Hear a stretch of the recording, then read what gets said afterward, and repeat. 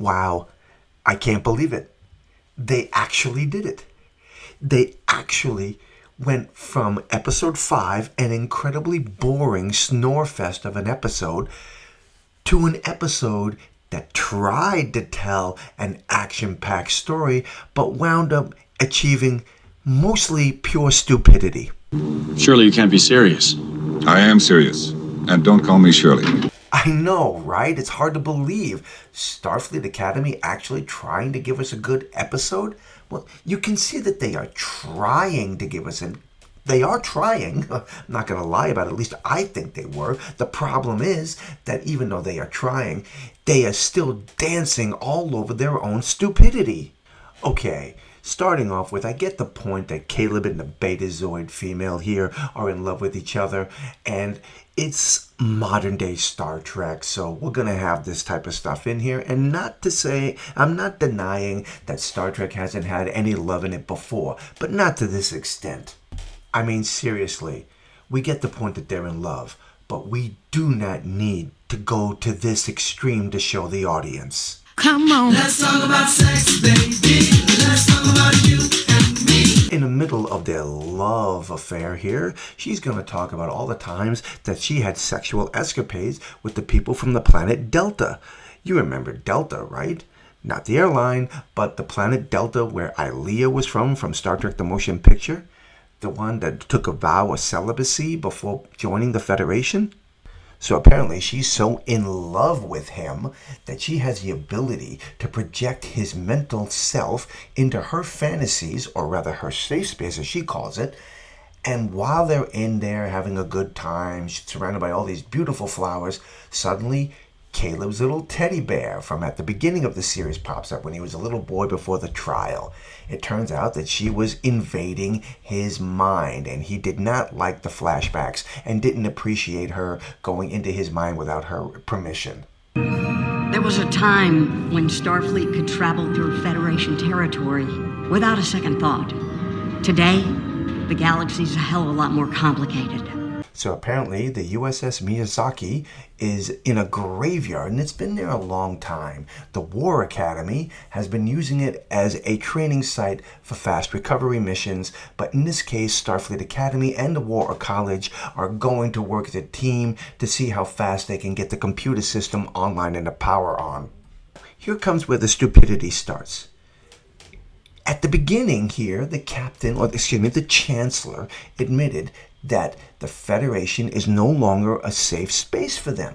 So if that is true, once again, why are you putting your cadets in harm's way? Don't you think maybe you should have training vessels or derelict vessels maybe towed into a safer area, say around your academy at San Francisco, maybe around Earth or in your solar system? That way you have more control over the situation, and you can guarantee that, I don't know, none of your cadets die. So Blue Team will be the one assigned to getting aboard the Miyazaki and restoring power, getting the computer back online within an hour. This is all part of the contest that they have. Up front, this all sounds pretty good.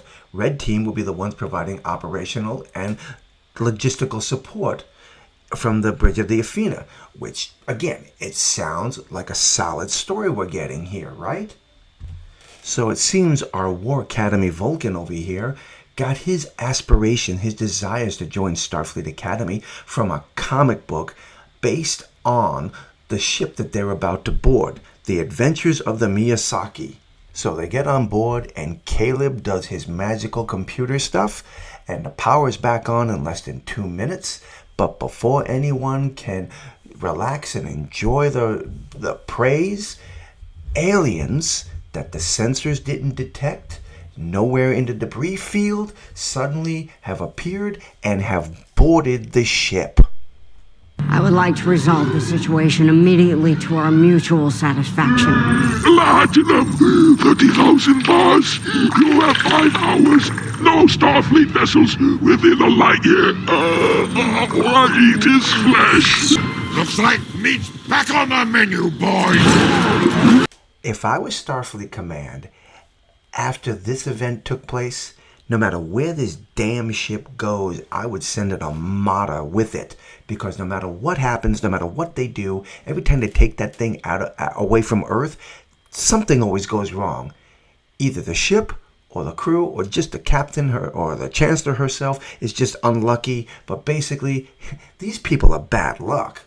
So they come up with this genius plan to get Noose Brockner, Paul Giamatti's character here, to come over there and help them.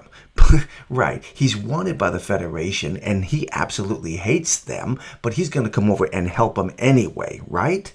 But he does, with the promise of a 72-hour appeal. So whatever he's done in the past, he has 72 hours free and clear that he can come over and negotiate with the Chancellor and see if they can find a way out of this solution.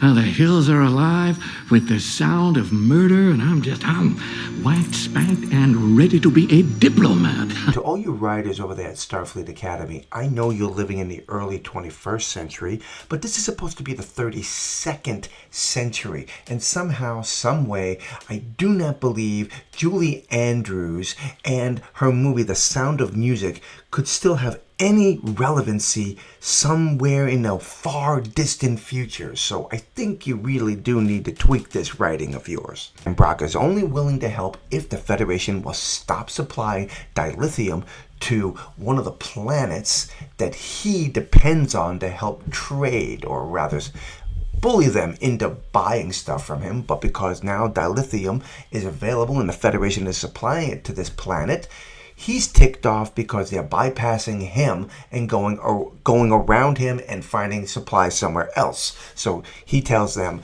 get rid of the dilithium, stop trading with these people, allow my business to continue, and I will help you get rid of these cannibals. Alright, I said earlier that this story had a good idea to it, but it was blown apart by stupidity. Here's one of the main reasons why it's so stupid. Okay, so this ship's computer has been damaged, right? And it still thinks that the original crew is on board. It's having a hard time finding them. So what do? Once they get the computer up and running, what do they do to try to convince it that that crew is long dead and they are Starfleet cadets trying to salvage the ship, but at the same time stop these aliens from attacking them? They want defense shields put back up around the perimeters of the bridge, and the computer doesn't recognize them. Again, this has been I think like 100 years since this crew died. And their answer to this is going back. Remember, I said, pay attention to this comic book, Tales from the Frontier. They're going to have the computer scan the Tales from the Frontier to tell them the story of their ship and what happened to the crew. And suddenly the computer is going to start realizing, oh, gee, my crew is dead, and I am now going to be needing to help Starfleet cadets? Just when I think you couldn't possibly be any dumber, you go and do something like this. The computer did everything it could to save them. The crew did not survive. The crew did not survive. I'm sorry. We're in the crew now. Do you understand? So the computer analyzed the comic book and determined that it was legitimate, and that now that crew is dead, the cadets on board the ship are the new crew members in charge of the ship. Is that not the dumbest thing that I have ever heard of? And I don't know how you feel about this, but really, there is no logic to this. I find it so hard to believe that a computer system, no matter how intelligent or how advanced it is going to accept the fact that a comic book is telling it the truth. Now again, this is where the stupidity comes into it. Look at the uniforms in the comic book. These are from TOS. That is exactly what these are. And you're going to try and tell me that somewhere in the 31st century, they went back to those uniforms? I'm not buying it, people. So I mentioned to you before that she has this ability to link with other people's minds, especially when she's in love with them. So she's in love with Caleb, so they're going to link up and they're going to find a way to communicate and coordinate a way to save them from these creatures. I gotta say this, for all the criticism that so many have made about this character, Paul Giamatti has he's one of the reasons why I think the show is watchable, because without his over-the-top performance, I think this thing would be so absolutely boring. So let's get back to the plot here for a moment, because basically the whole thing that we're dealing with here, it was all orchestrated by him. He comes off looking like the sweet guy who wants to help. If he negotiates with the Federation, he'll help get the aliens off of the other vessel.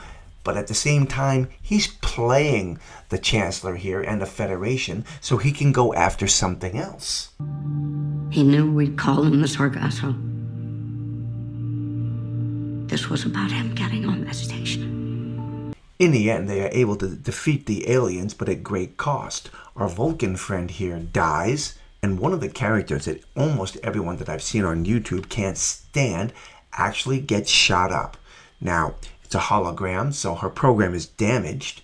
She'll be fixed, she'll be repaired, but I know a lot of people were cheering at this one scene. But what about our two lovers here? I'm sure you're wondering what happens here, right? Wrong. So after all the plans that they had to try and save the cadets on the ship failed, she comes up with this brilliant idea. She's going to psychically connect to Caleb again. And once she's there in his mind, she is going to rip off her psychic implant that controls her abilities. And once she rips it off, she lets out this sonic scream that basically kills off all the aliens. Well, she winds up in a coma after all that. And that's the way that ends for her, at least at this moment. But you know she's going to come out of it. Well, Starfleet has declared war on Giamatti here. And they are going to not rest until this man is put to death. But at the same time, he's also sending off a video message to our beloved Chancellor, telling her how much he hates her. His hatred for her inspired him to get more brutal, to get more violent. And he loves her for that, but he also is promising her more hell than she could ever imagine will be coming real soon. He'll be visiting it on her 10 times what she gave to him back when he was sentenced to prison. I know that a lot of people have criticized me for being too critical of this show. I'm supposed to be intellectually honest about this stuff, and I am coming at it from a very hardcore, hateful attitude toward it. I'd like to think I tried to be a little balanced on this episode. It wasn't as bad as the last one.